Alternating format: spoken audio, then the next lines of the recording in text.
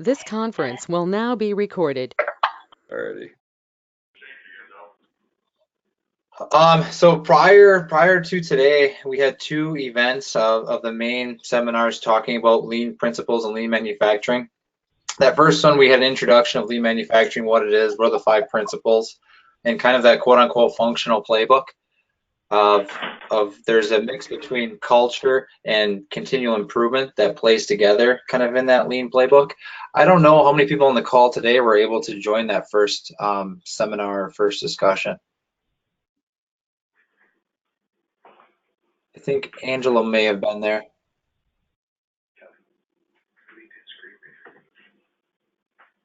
I don't know who else. Were there a lot of, I guess, attendees today that were able to join either the first or second seminar?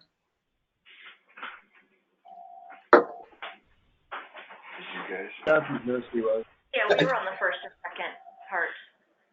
Okay, perfect. Yeah, in the first one we talked about the fundamental pieces. In the second one we introduced 5S, which is just a method of organization, either in an office setting, at a workbench, potentially, could be in a parking lot. Really, organizationally, could be applied anywhere in the business. And then the last part of it is we tried to tie the fundamentals of what is lean, what does the structure look like, what is waste in a business, and then if you have an organized workstation, how does that all tie together in a value stream for your end customer?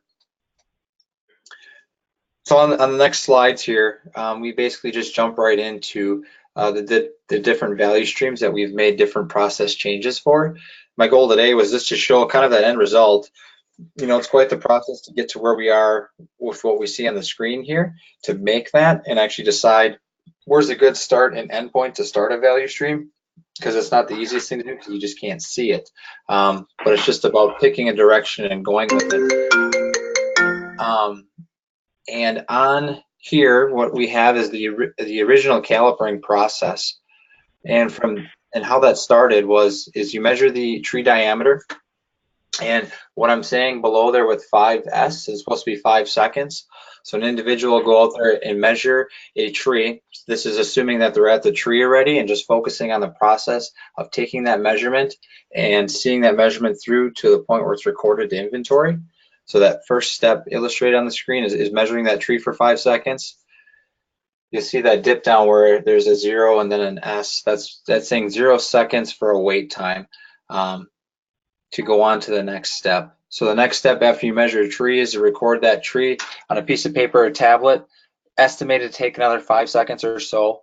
Then going on to that last step of this process where we import the recordings into the inventory, taking it back to the desk or a workstation to update the actual inventory for that tree nursery.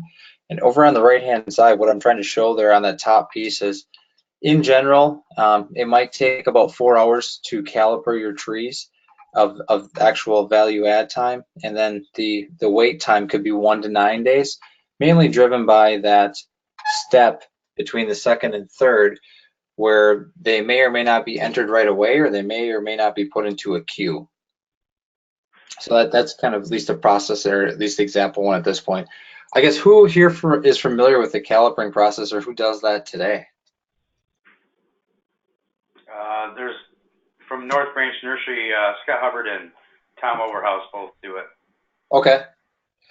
I mean, this is a pretty simple process that I have illustrated, but does that look about correct? Any, I guess, thoughts on the times that I have in there, or do those seem way off? I don't know. Probably a little quicker than that, but okay. We don't normally use calipers. You know, we've done it long enough. As fast as we can walk down the road, we can tell what they are usually. Okay, you can fly through them pretty good. That's good. How often do you guys normally caliper? Well, we never actually use the caliper unless we're selling the trees. So we do inventory once a year though, and that's just by, we caliper by site. Sure. Okay, that makes sense. Unless it's spruces, usually I measure pretty close, and junipers, like height of plants, I usually measure pretty close. Okay, so they're fairly accurate from that perspective? Yeah, Yeah, 5 seconds seems like a little high, but you're Okay. close. Okay. Yeah, I'm just trying to take a rough snapshot at that cycle time. On the next slide here, what you would do with a value stream is along the bottom, I've illustrated the different types of waste. Those are the 8 wastes of manufacturing. Is there extra transportation, extra processing? Are there defects caused along the way when we measure a tree that we might identify as opportunity to change the process? And what Arbor is trying to have been focusing on is how can we incorporate technology to help to eliminate some of those wastes that we see along the bottom. So on the next slide, it shows what an altered process could look like when implementing technology. So actually all the same similar steps, and the biggest room for improvement is at the end here. But in the beginning, if we're using technology, we're still assuming it's going to be 5 seconds to measure that tree. It's still going to be about that same 5 seconds to record it. Whether you're recording on a mobile app or a piece of paper, it might be similar.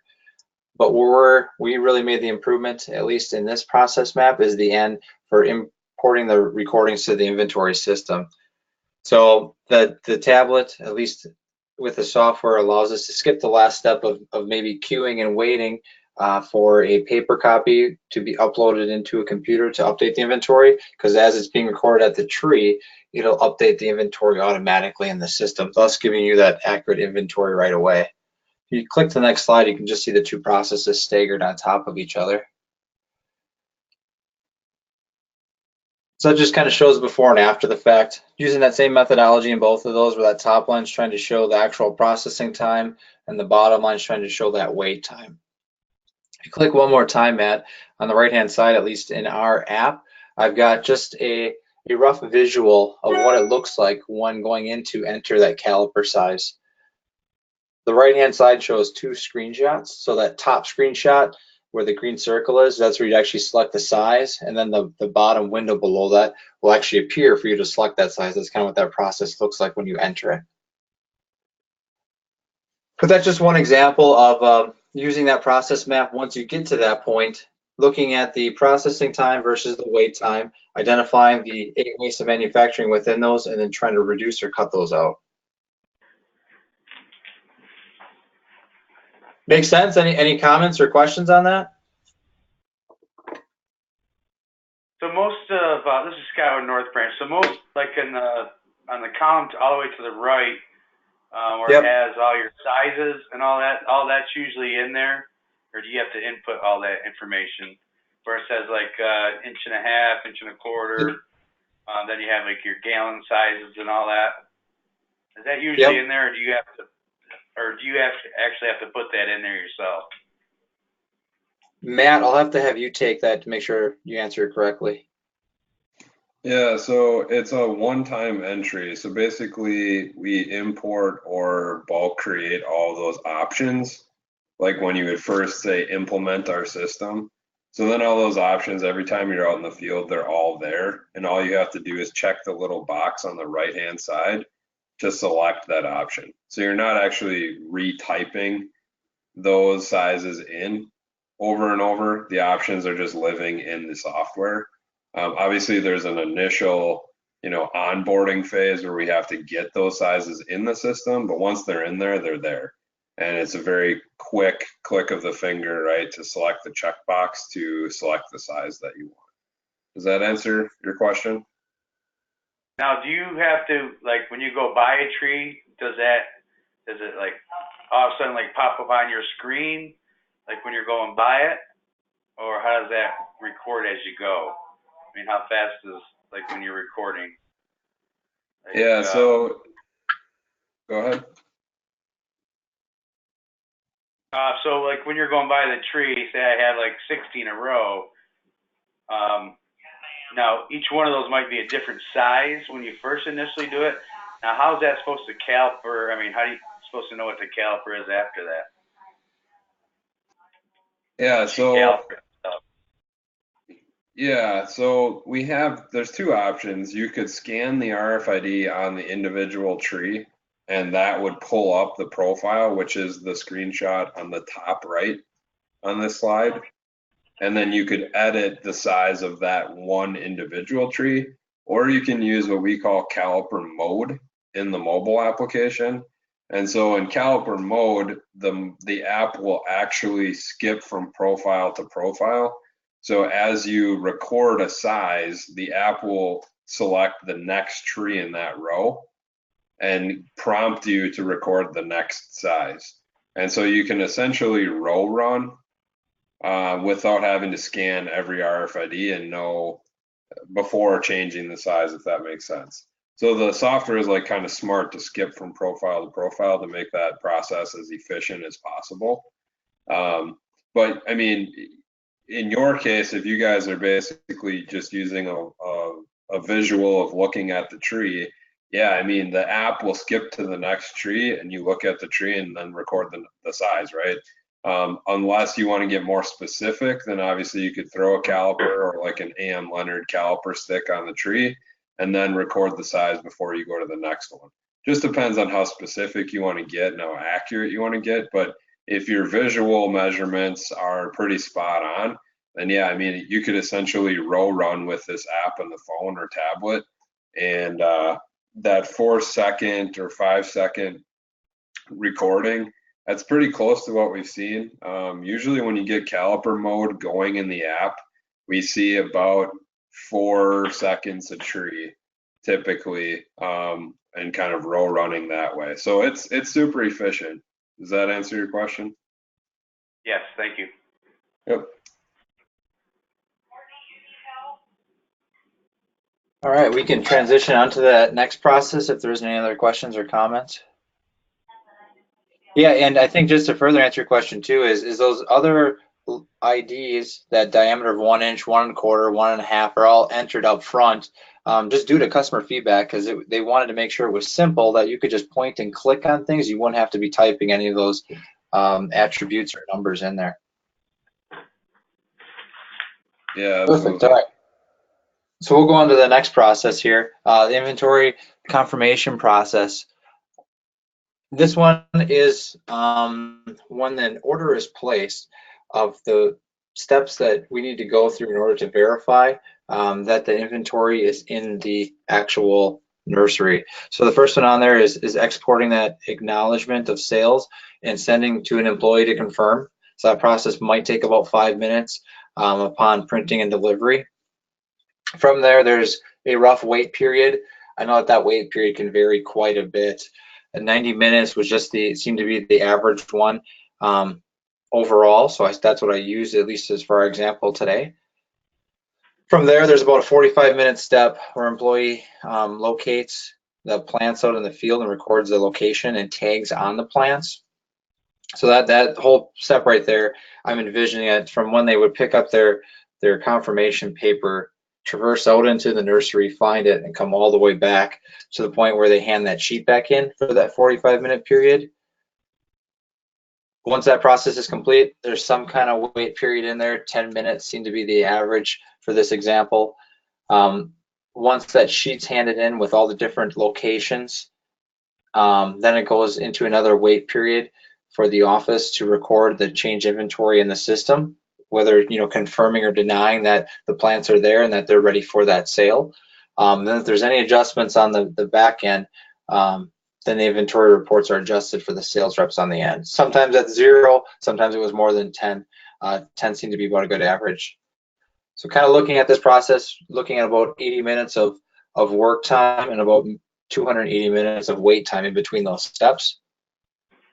We're kind of transitioning on to the next slide here.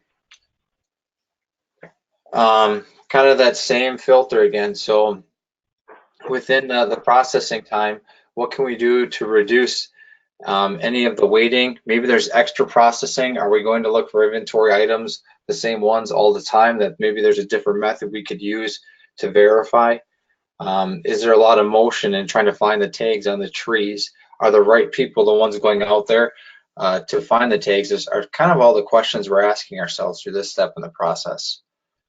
On the next slide, it shows what a change process would look like over the process we have today. And on the bottom, what we would suggest to change there when introducing technology into it is using the mobile app to view that sale. So pulling that up on your software, viewing it, And then from there, the employee goes out and scans an RFID tag right on that tree.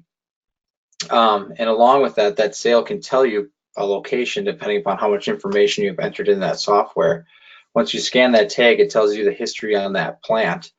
And then it eliminates kind of the steps thereafter that. There isn't taking that sheet back to another place or into the office or wherever that workstation may be to update that inventory.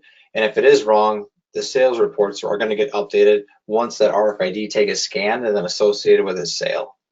So similar to the earlier steps, it eliminates some of the steps after the fact of kind of that walking and moving from inside the nursery to getting the inventory accurately updated. I don't know how many instances we run into with some of the nurseries on the phone today of the sales piece, but on the next slide we do have kind of what that looks like on the mobile app. I was able to take some screenshots. So right on the next slide here on the right, it just shows an example of what that screen looks like when an estimate's filled out. So what you're looking at there on the top is this is for a given customer. This is an estimate put together, and on the bottom half of it is showing the different inventory items for that estimate that would have to be confirmed. Now the bottom ones on the inventory, those are pink. Matt, why are those pink on the bottom? Sometimes they're pink because they're not confirmed yet, or you need to find a substitute for it. But those are parent items. So you can see the number 5 there. There's actually more than one inventory item within that parent line item. But typically they're pink because they're not confirmed. So it's just more of an indicator to say, hey, it's not confirmed, or in other parts of our app, they might be pink if there's no RFID associated with the inventory item. But it's kind of just a highlight as a visual cue to let you know that there's an action item pending for that parent line item. Yeah, and I kind of see that as a soft advantage of the app is when you go through an estimate for a given customer and you pull it up, just by looking at it in a matter of seconds, you can see if something isn't pink and it just looks clear like everything else or white, you know that that's been verified and ready. But anything that's pink, you can kind of pull this up quickly and see that, okay, there's some work to be done here, verification. So just kind of a soft benefit of some of the technology to give you kind of that color-coded dashboard to make it easy to use. Yep. I guess any questions from the nurseries on at least this portion of it? The next example is very similar too.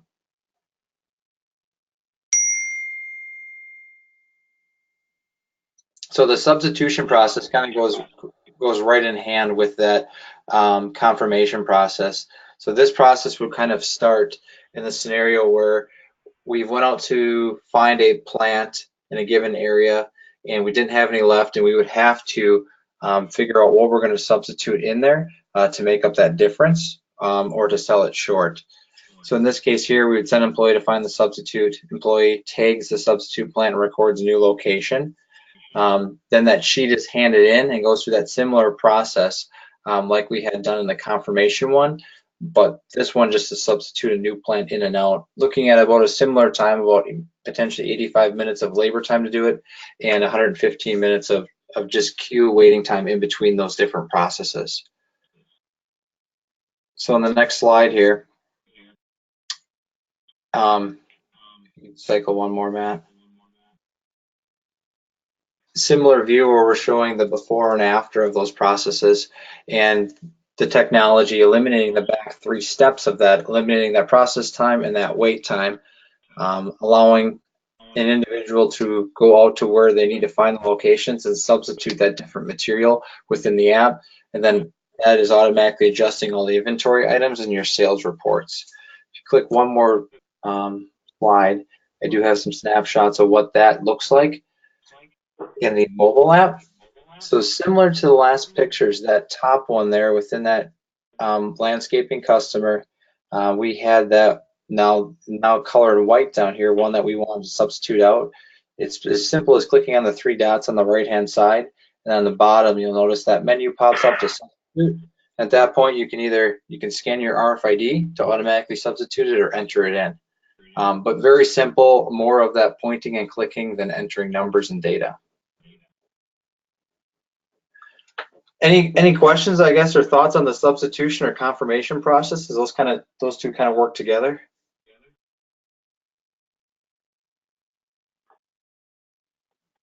All right.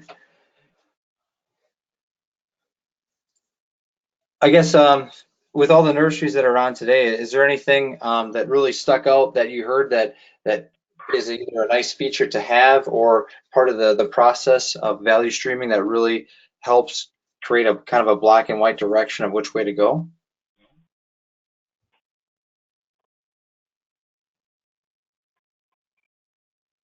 I think it would be a lot. Oh, sorry. Oh, go ahead. I think it would be a lot quicker if it works the way you say it does.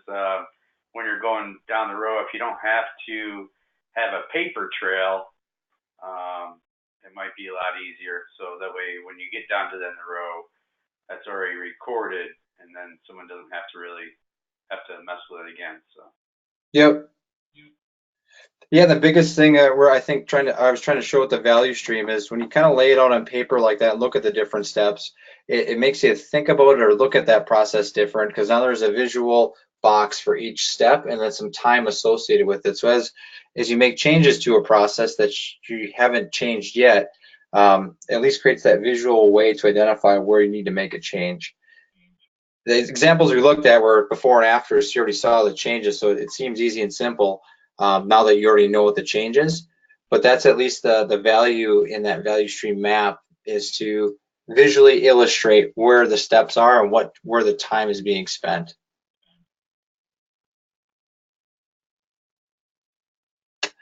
On the next slide, here, Matt.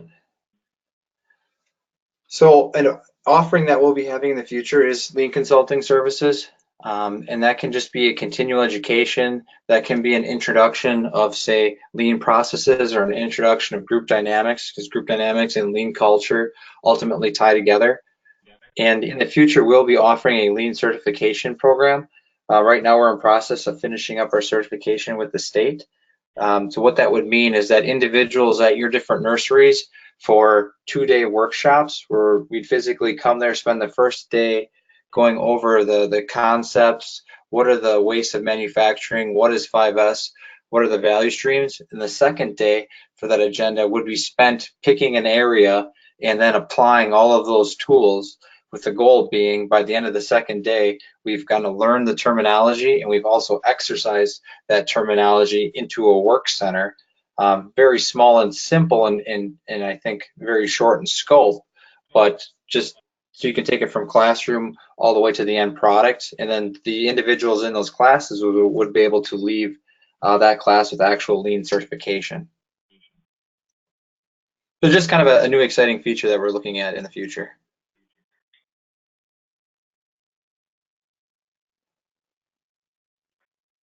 Yep. So one question that I kind of had for the group was, I really liked the value stream maps that Mike put together for this presentation. And I liked how it distinguished activity time versus wait time in between tasks to be completed. And I think there's often a lot of bottlenecks in a process where we don't always think about the wait time in between. We're more focused on the activity or the time it takes to actually complete the task during the action.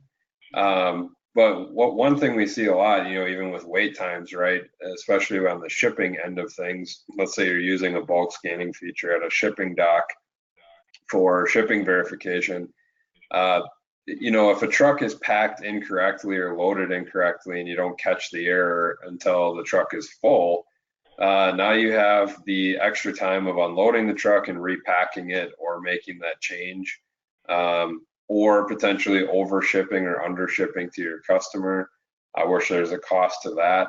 And then obviously on the order fulfillment side, if a truck is waiting an extra amount of time, this is just an example, oftentimes depending on who your carrier is, you have a wait time or a over overage fee that the trucking company will charge because their driver was on site for, let's say, 2 hours instead of 1 or something like that. But those wait time costs definitely, add up. But what, it's just something that I was thinking about as I was kind of reviewing the different value stream maps. But I guess in terms of value stream mapping, the examples that Mike shared has, it sounds like some people on this call have done some value stream mapping and documentation. I guess, have you seen it in that format before? And was that, an intuitive way of value stream mapping? And I guess, do you think that would be of value to further map out some specific processes in your value stream?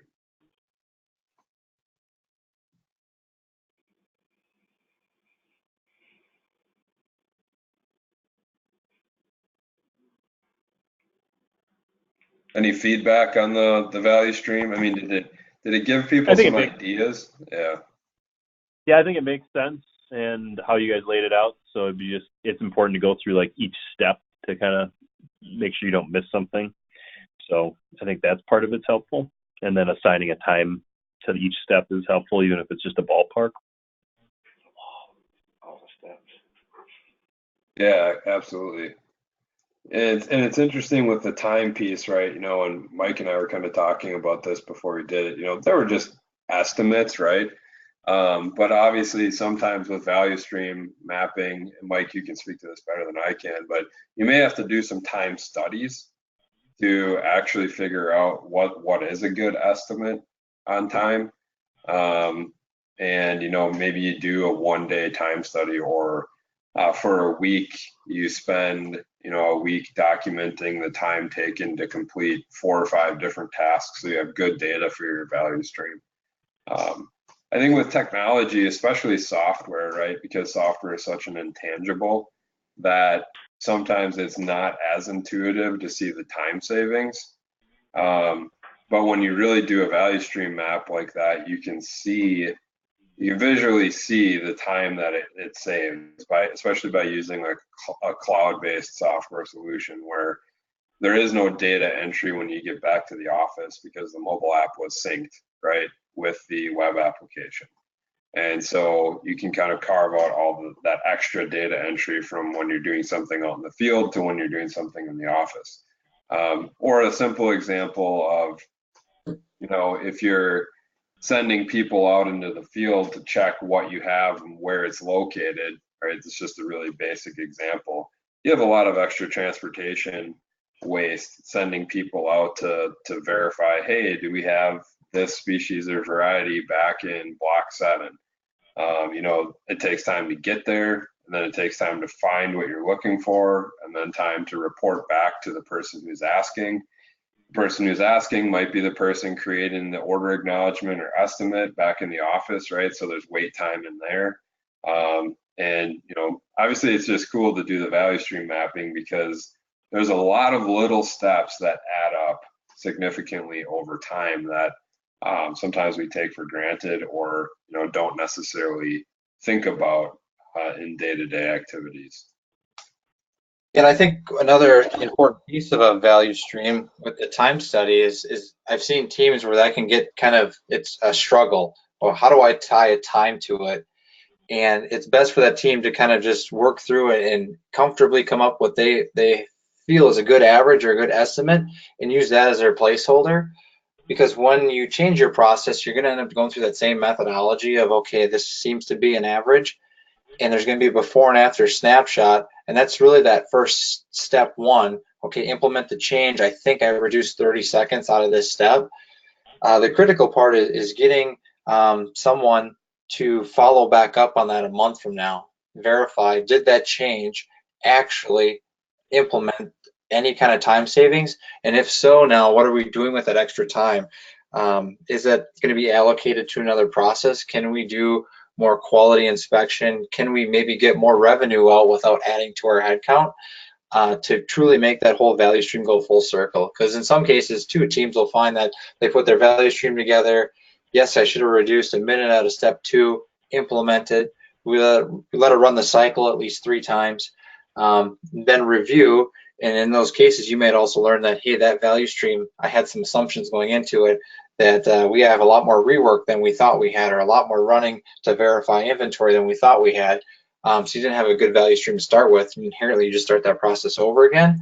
So when it comes down to timing, it's kind of uncomfortable at first, but it's best to just take a guess and go from there. If that makes sense.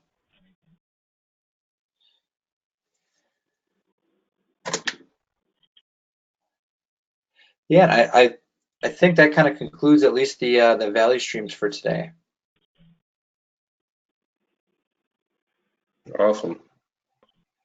Well, we really appreciate everyone joining the call. I think the goal again was to kind of share some good examples of how technology can improve value streams. You know, that's kind of the core of what Arbor is all about. But, you know, obviously there's a lot of ways to improve value streams with mechanization or just changing processes and procedures, where people are obviously carrying the majority of the work rather than mechanization or, let's say, software or RFID technology. But just wanted to kind of get, obviously, you know, people thinking about how technology can be applied to reduce waste and obviously get more lean in general. So hopefully those examples were helpful. Definitely happy to continue the conversation after this call. Feel free to reach out to Mike, Hayden, or myself, and we could talk further about if lean consulting services would be of value to your business. And we could certainly talk about an estimate or getting a proposal ready for that if you'd like to kind of continue these conversations.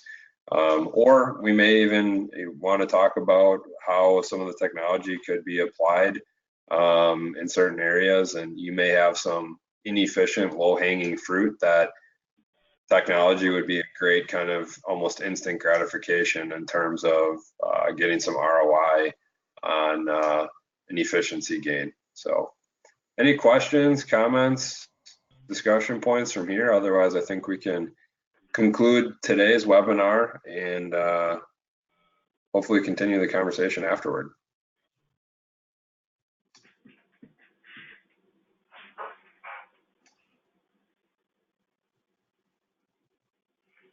Sounds like there are none. So we'll let everyone get back to their busy work schedules. Thank you again for taking the time to meet with us today. We do have a couple more webinars coming up in September and October. They're more technology focused and not as much lean, but I think the lean methodology is always a great value add, and hopefully we'll incorporate some of that into future webinars. But we are intending on continuing to have a monthly webinar for the next couple of months. So stay tuned on more information on that. But yes, thank you again, and we'll talk to everyone soon. Thanks, Mike, for putting on a great series. I learned a lot. I hope everyone else did as well. Thank you. Thanks a lot. Thanks.